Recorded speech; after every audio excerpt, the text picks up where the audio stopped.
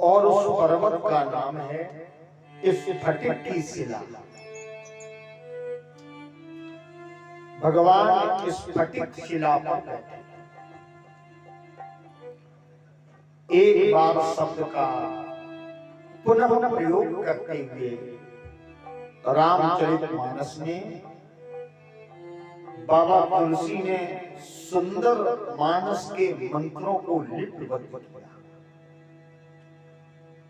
और कैलाश के उत्तुंग श्रृंग पर सघन वट वृक्ष की छाया में नागरिकुछाला पर समासीन भगवान शंकर अपनी प्रिया पार्वती को पावन रामचरित सुनाते हुए बोले, एक बार चुन कुसुम सुहाए, जय सिया राम जय सिया राम।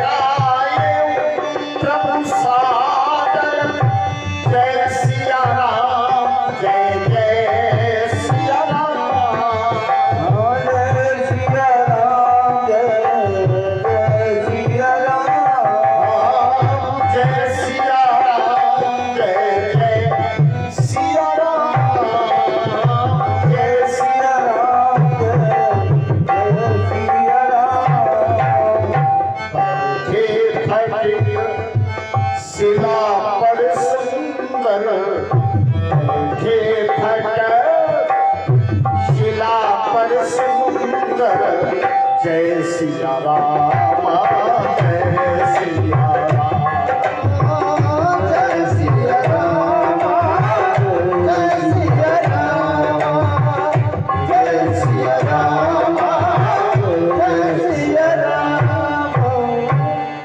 एक बार लक्ष्मण जी निकट नहीं थे, सुदूर वन प्रदेश में लक्ष्मण जी गए थे।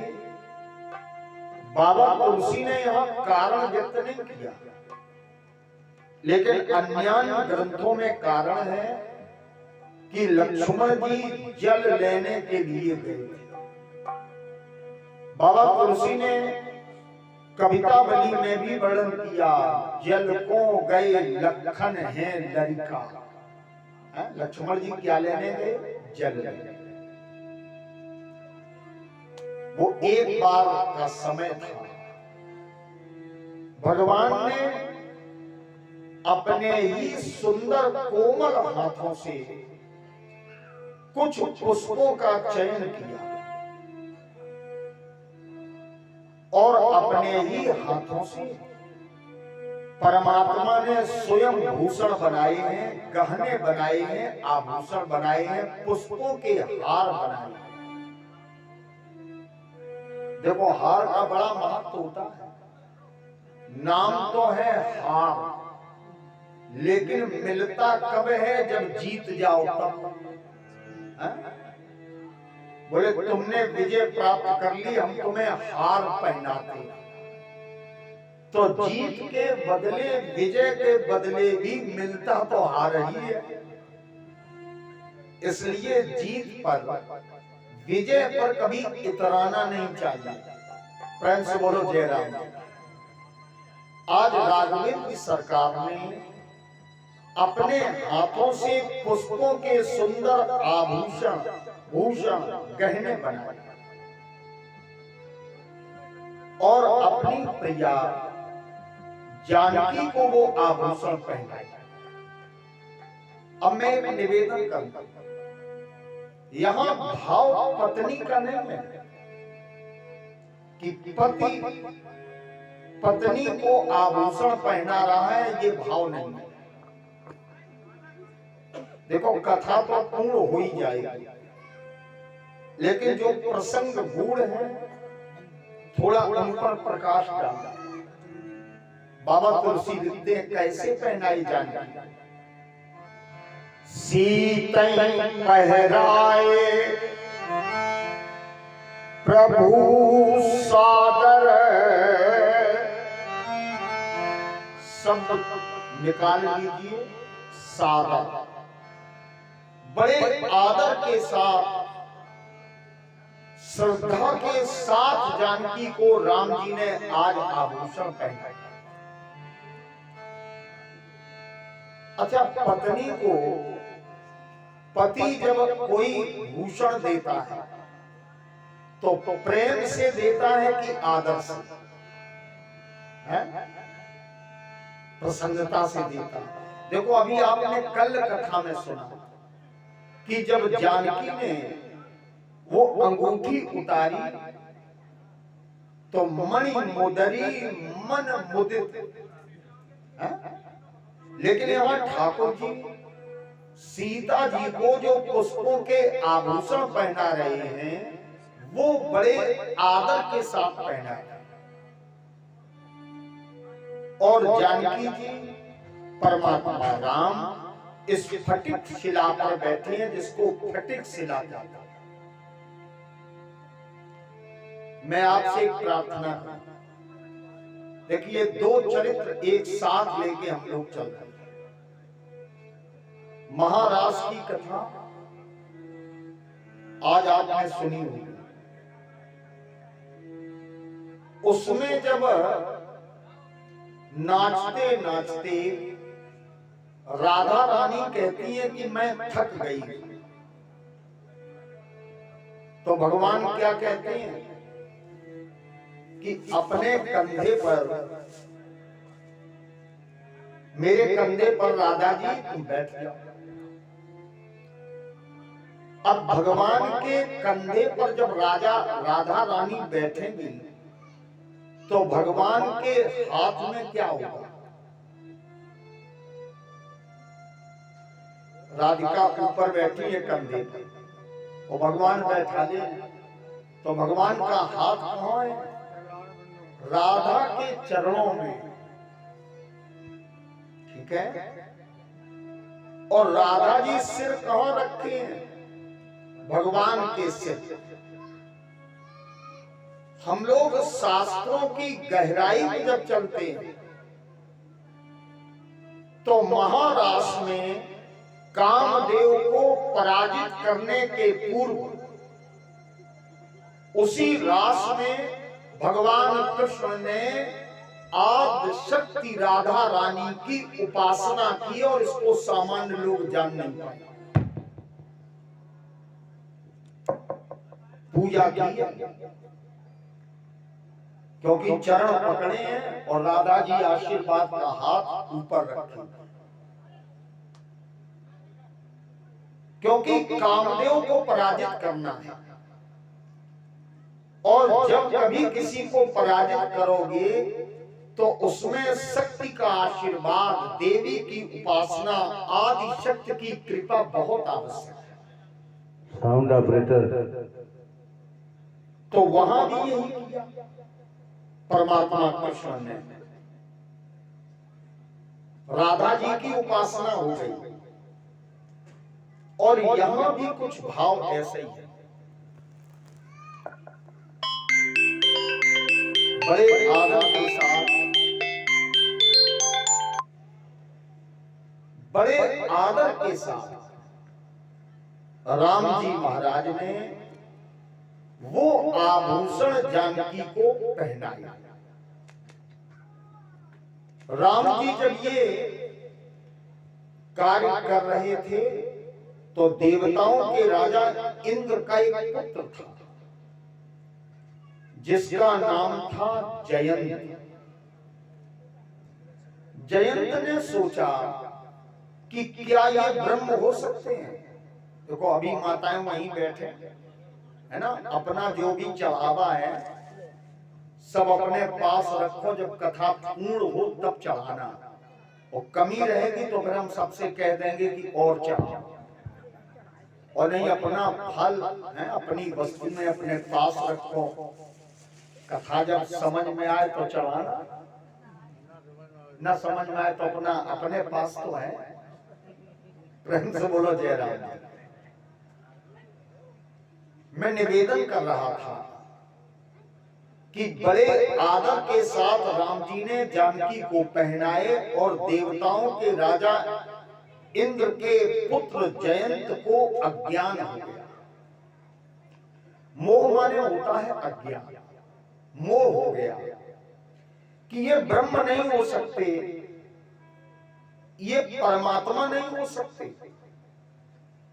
क्योंकि परमात्मा क्या अपनी पत्नी के प्रति इस प्रकार का भाव करें। अरे ब्रह्म को तो किसी से कोई लगाव नहीं होता, ब्रह्म की कोई मां नहीं होती, उसकी कोई स्त्री नहीं होती, कोई पुत्र नहीं होता, उसका कोई अपना नहीं होता, उसका कोई पराया नहीं होता।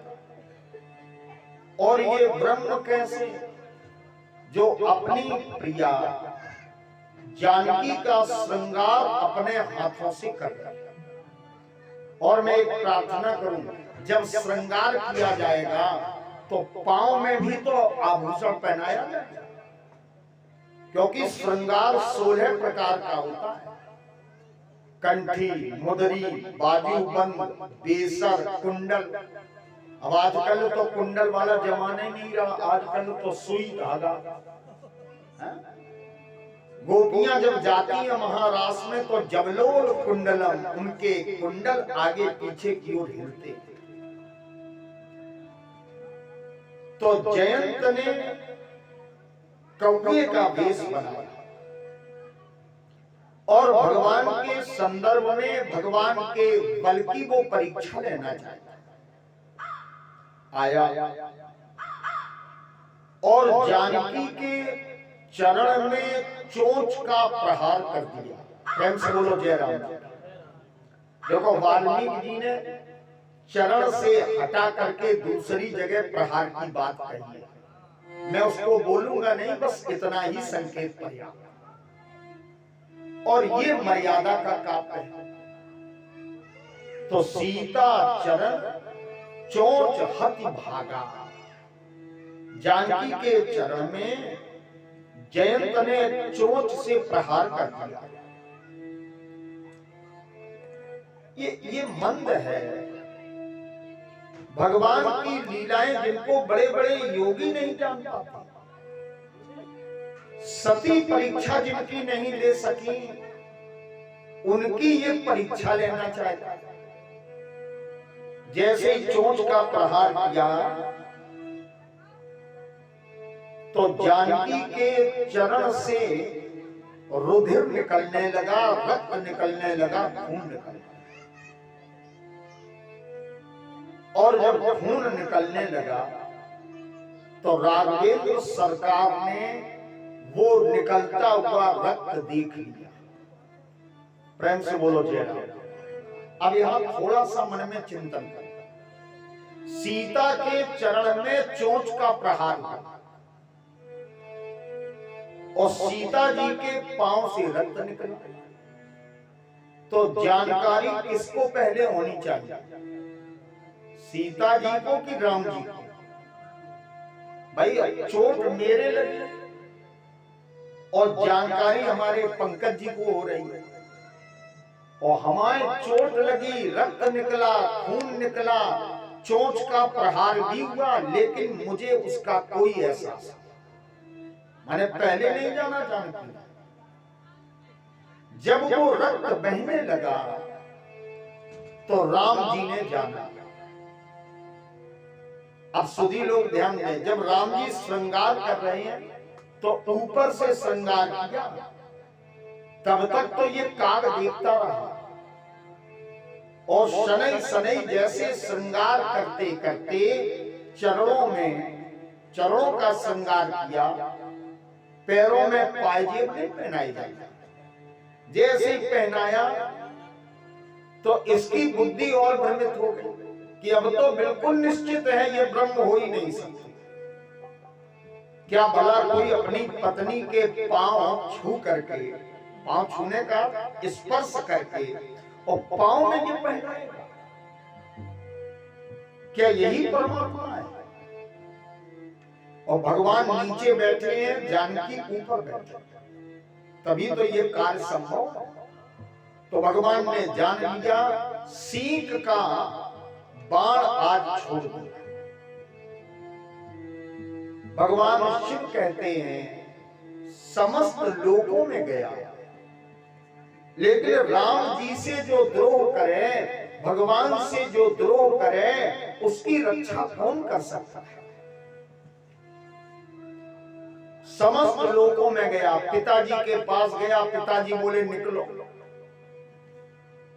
ब्रह्मलोक में गया, ब्रह्मा जी इसकी रक्षा नहीं कर सकते। शंकर जी के पास गया, शंकर जी इसकी रक्षा नहीं कर सकते। तब देवर्षि नारद ने देखा, बाबा तुलसी लिखते हैं रामचरित में, नारद देखा विकल जयंता और लाग दया कोमल चित संता। जब इसको व्याकुल देखा, व्यग्र देखा, बेचैन देखा, तो आज बाबा नारद को दया, क्योंकि संत का जो चित्त है वो कैसा होता है? कोमल होता है। किसी ने कहा कि संत का जो हृदय है वो नवनीत के समान होता है। किसी ने कहा, मैंने कवियों ने कहा, लेकिन तुलसी बाबा ने इसको बिल्कुल कैंसिल कर दिया, काट दिया कि संत का हृदय नवनीत के समान कोमल होता ही नहीं है। प्रेम से बोलो जय राम। बड़ी आश्चर्य की बात लगेगी आपको, लेकिन जरा चौपाई पर ध्यान दें। संत हृदय नवनीत समाना, और कहा कबिन पे कहा न जाना। संत का हृदय नवनीत के समान कोमल होता है। ये कवियों ने कहा, लेकिन उन्हें कहना आया नहीं। कवियों ने ये तुलना, ये उपमा तो कर दी, लेकिन उपमा गलत है बाबा तुलसी की दृष्टि में। किसी ने पूछा, महाराज ये गलत क्यों है? नवनीत भी तो कोमल होता है, उससे ज्यादा कोमल कौन होता है? तो बाबा तुलसी कहते हैं कि संत का हृदय मक्खन से भी अधिक कोमल होता है। बोले क्यों? तो आगे वो उत्तर देते हैं, निज परिताप द्रवय नवनीता, पर दुख द्रवय सुसंत पुनीता। निज परिताप, नवनीत कब पिघलता है? जब नीचे उसे आग लगती है, जब स्वयं मक्खन को सेक लगती है, गर्मी लगती है, जब उसको स्वयं दुख होता है, कष्ट मिलता है, आग पर जब रखा जाता है, तब वो पिघलता है। निज परिताप, अपने कष्ट से वो दुखी होता है। लेकिन संत कौन है? पर दुख द्रवई सो संत पुनीता, जो दूसरे के दुख को देखकर दुखी हो जाए उसे संत कहते हैं। अत्यधिक कोमल चित्त वाले, आज भी वही कमी है भड़बड़ वाली, इसको सही करो। आवाज इतनी मत खोलो कि भड़बड़ हो। देखिए जब रामलीला हम करते तो कहते और बढ़ाओ और बढ़ाओ, और कथा जब कहते हैं तो कहते नहीं, प्रत्येक शब्द क्लियर होना चाहिए और मिठास होनी चाहिए। इको थोड़ा कम करो और बॉक्स थोड़ा बढ़ाओ। पर दुख द्रवई, दूसरे के दुख से जो द्रवित हो जाए वो पवित्र संत होता है। देवर्षि नारद ने आज जयंत को उपाय बताया। जयंत भगवान से विरोध करने वाले की कोई रक्षा नहीं कर सकता। राख को सकै राम कर द्रोही, संसार से द्रोह करोगे तो एक बार भगवान रक्षा कर लेंगे, भगवान से द्रोह करोगे तो गुरु जी रक्षा कर लेंगे। लेकिन जब गुरु और गोविंद एक ही में जो देखे, या भगवान से द्रोह करे या भगवान पर संदेह करे, एक शब्द और लीजिए, भगवान पर यदि संशय करे तो फिर कोई बचाने वाला नहीं। वेद कहता है, एक सूत्र है, संशयात्मा विनश्यति, भगवान पर संदेह करने वाला नष्ट ही होता है। प्रेम से बोलो जय राम। दुनिया पे संदेह करो लेकिन भगवान पर संदेह मत करो। जाओ तुम उन्हीं की शरण में। जयंत आया, त्राहि माम, मेरी रक्षा करो, मेरी रक्षा। भगवान ने सोचा कि इसने जो अपराध किया है उसके बदले में दंड आवश्यक है, क्योंकि अपराध एक नहीं है, दो है। एक तो भक्ति जानकी के प्रति इसका अपराध है और दूसरा मेरे प्रति संदेह। और अपराध अगर भगवान के भक्त का या भक्ता का कोई करे तो वो संत भले ही हो, लेकिन ठाकुर जी उसको छोड़ते नहीं। अम्बरीश के चरित्र में दुर्वासा ने थोड़ा सा अम्बरीश का अपमान कर दिया, तो बाबा तुलसी ने रामचरित में लिखा, जथा चक्र भय ऋषि दुर्वासा। दुर्वासा को भागना पड़ा। तो भक्त और भगवान दोनों का अपमान जयंत ने किया। कभी कभी लोग कह देते हैं कि जब भगवान शरण में आए हुए की रक्षा कर देते हैं तो जयंत भी तो शरण में आ गया, भगवान ने इसको दंडित क्यों किया?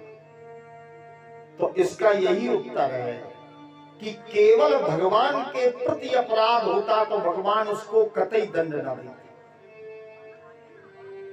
लेकिन अपराध भगवान के साथ साथ इसने जानकी के प्रति भी तो किया है, भक्ति के प्रति भी किया है। बाबा तुलसी रामचरित में वर्णन करते हैं कि भगवान का स्वभाव अत्यधिक कोमल है, अत्यधिक कोमल है। भगवान ने इस पर बड़ा क्षोभ किया, प्रेम किया, स्नेह किया, लेकिन एक नयन का इसको बना दिया।